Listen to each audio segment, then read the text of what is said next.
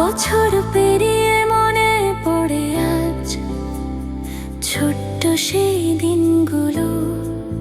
শীতের কুয়াশায় কাঁপতো শরীর, তবু ছিল স্বপ্নগুলো। এক ঝুড়ি পুরনো কাপড় ছিল, কে যেন দিয়ে গিয়েছিল। মায়ের হাতের স্পর্শে সেগুলো নতুন গল্প বলেছিল।